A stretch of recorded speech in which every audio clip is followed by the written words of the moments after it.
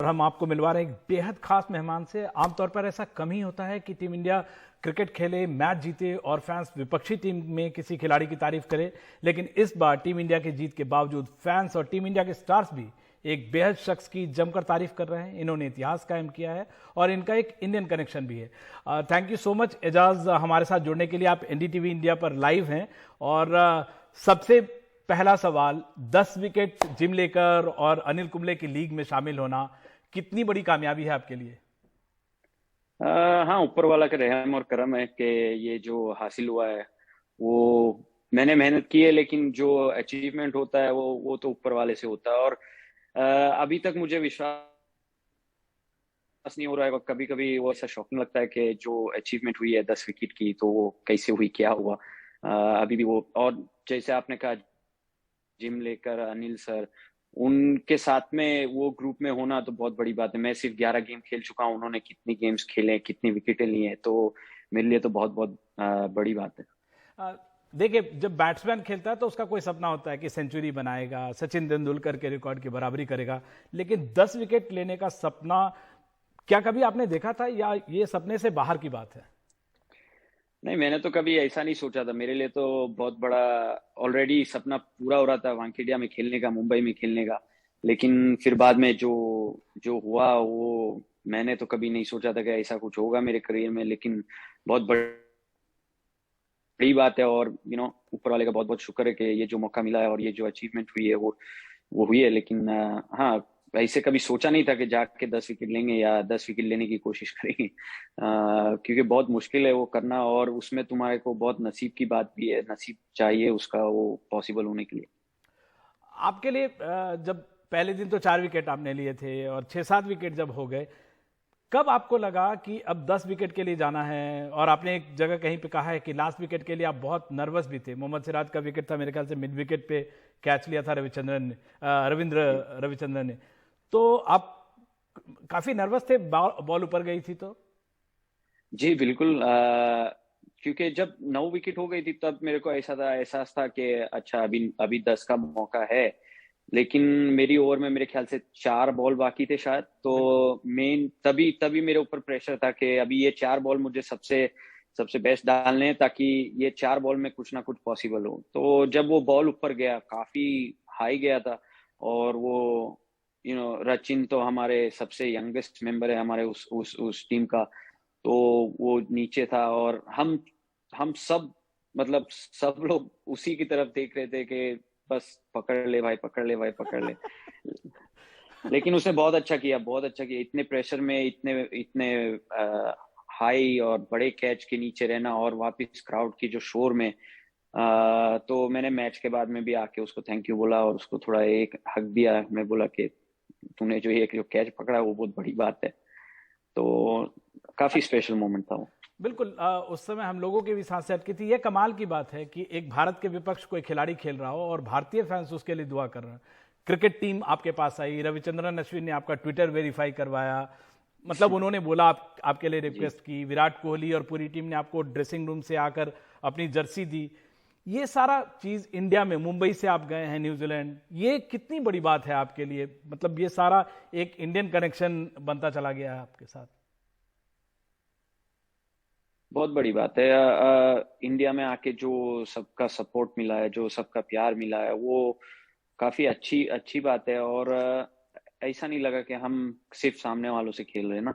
ऐसा लगा कि ऑब्वियसली गेम है, गेम की तरह से जो गेम हम उतरते हैं तो खेलते चैलेंज करने के लिए एक दूसरे को। मैं खेल रहा हूँ न्यूजीलैंड के लिए, और उसमें मेरे को बहुत गर्व भी है कि मैं न्यूजीलैंड के लिए खेल रहा हूँ, वहां पे रहता हूँ, वहां पे अपब्रिंगिंग हुई, और वहां पे जो सीखने को मिला है। लेकिन यहाँ पर आकर इंडिया के सामने जो चैलेंजेस उन लोग प्रेजेंट करते हैं एज ए क्रिकेटर, उनकी जो वो बैटिंग पे जो माहिर है स्पिन के अगेंस्ट, तो उनके सामने चैलेंज करना, और जो क्राउड फिर बाद में, जो मुंबई का क्राउड और वानखेड़िया का क्राउड जो मेरे पीछे, और मेरी मेरा नाम पुकार रहे और मुझे प्यार दे रहे, मैं बाउंड्री पे जा रहा हूँ, सब हाथ दिखा रहे हैं, वो सब बहुत बहुत अच्छी चीज है। और मैं बहुत शुक्रगुजार हूँ कि यहाँ पे जो प्यार मिला है, जो मोहब्बत मिली है, वो बहुत बहुत अच्छा लगा यहाँ पे। एजाज, इस पारी में सबसे, एज ए क्रिकेटर, आपके लिए सबसे खास विकेट कौन सा रहा था? ऐसे तो कुछ नहीं था सर, मैं सच बोलूं तो मेरे लिए मोस्ट इम्पोर्टेंट चीज वही थी कि मैं अच्छे बॉल डालूं। पूरी पूरी इनिंग्स में मेरी एक ही कोशिश थी कि मैं हर बार जो बॉल डालूं वो एक एक करके अच्छा अच्छा बॉल डालूं, ताकि मैं इनको चैलेंज कर सकूं। अभी मयंक ने जो इनिंग्स पे जो खेली है वो बहुत जबरदस्त इनिंग्स खेली है। ये विकेट पे इतने रन मारना और इतनी अच्छी बैटिंग करना आसान नहीं था, लेकिन उसको भी मैंने चैलेंज किए, लेकिन सेम टाइम पे उसने भी मुझे चैलेंज किया। और वैसे ही ये क्रिकेट में आगे पीछे जो है वो होते रहता है। हम खाली मेहनत करते रहते हैं, कभी सफलता मिलती है कभी नहीं मिलती है, वो थोड़ा तकदीर का भी काम होता है। तो मेन चीज तो क्या है कि ये जो ओकेजन है वो मेरे लिए नहीं, लेकिन मेरे फैमिली के लिए, मेरे सपोर्टर्स के लिए, सबके लिए बहुत बड़ी बात है। मेरी दादी बहुत खुश है, मेरे अम्मी अब्बा, मेरी नानी, मेरी वाइफ और मेरी बच्ची। लाइक मेरी बच्ची तो बहुत छोटी है सर, उसको तो समझ में नहीं आएगा, लेकिन इंशाल्लाह जब फ्यूचर में वो देखेगी तो वो बोल सकती है कि ये मेरा अब्बा है, इन्होंने ये ऐसा कुछ किया था। या उसके फ्रेंड्स उसको बताएंगे कि तेरे अब्बा ये है या जो है। तो वो सब चीजें जो सपोर्ट मिला है घर में, उसके लिए वो मेरे को बहुत खुशी मिलती है। जो घर घर के लोग जो खुश होते हैं ना, उनके लिए बहुत बहुत अच्छा लगता बहुत है, बड़ी क्योंकि बात है। उन्होंने बहुत मेहनत। एजाज, आपने 20 साल तक फास्ट बॉलर थे, फिर आपने हाइट देखी अपनी 5 फुट 6 इंच और आप स्पिन करने लगे। 30 साल के बाद आपको इतनी देर बाद कामयाबी मिली और आज आपका प्रोफाइल चेंज है। दुनिया में अगर आज के रेट में आपसे लोग पूछेंगे बेस्ट बल्लेबाज आपके लिए कौन है, या इंडिया के लिए या ओवरऑल वर्ल्ड में, आप किसको रेट करते हैं? देखो सर, ओवरऑल वर्ल्ड में तो अभी फिलहाल आप देखने जाएंगे तो 4 या 5 जन है जो टॉप में है। एक तो हमारी टीम का कैप्टन है केन केन विलियमसन। विलियमसन। दूसरा आपकी टीम के कैप्टन है विराट कोहली।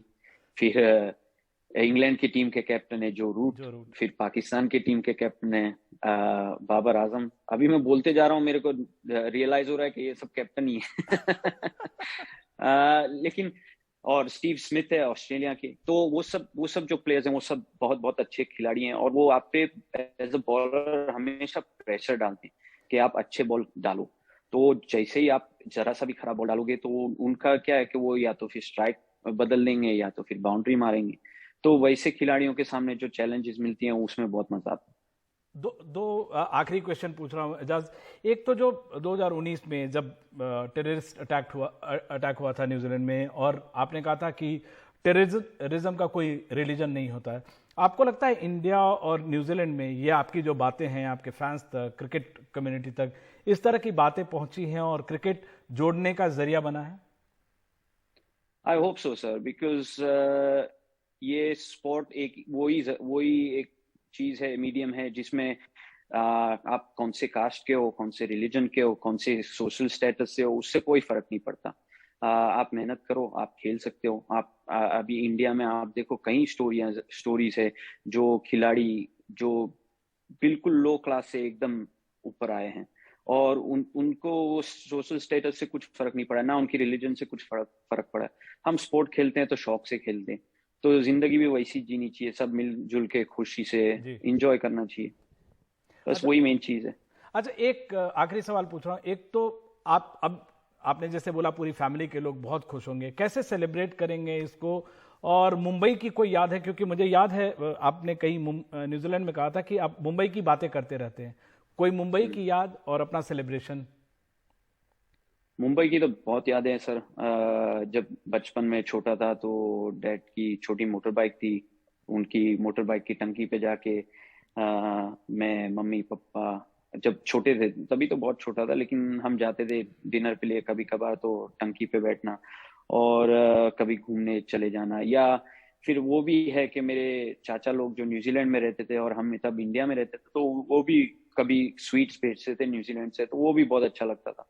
और अभी न्यूजीलैंड में तो सेलिब्रेशन तो सर, जब मैं 4 विकेट पे था तो अब्बा ने बोले थे कि अगर तू 5 लेगा तो सबको दावत दूंगा।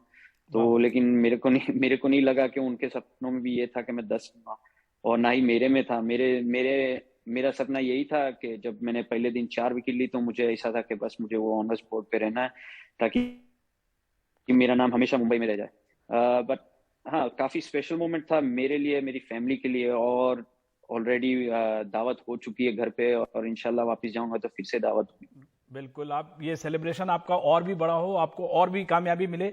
और मुझे बतौर एंकर कभी लगा ही नहीं कि मैं किसी न्यूजीलैंड के क्रिकेटर से बात कर रहा हूँ। आप इतनी माशाल्लाह इतनी अच्छी हिंदी उर्दू मिक्स बोलते हैं और आपको बहुत सारी कामयाबी मिले, बहुत अच्छी आपने गेंदबाजी की और सब क्रिकेट फैंस जो है दुनिया भर के सबका दिल जीत लिया। Thank you so very much thank you Ejaz sir, हमसे बात करने के लिए। Thank you, thank you.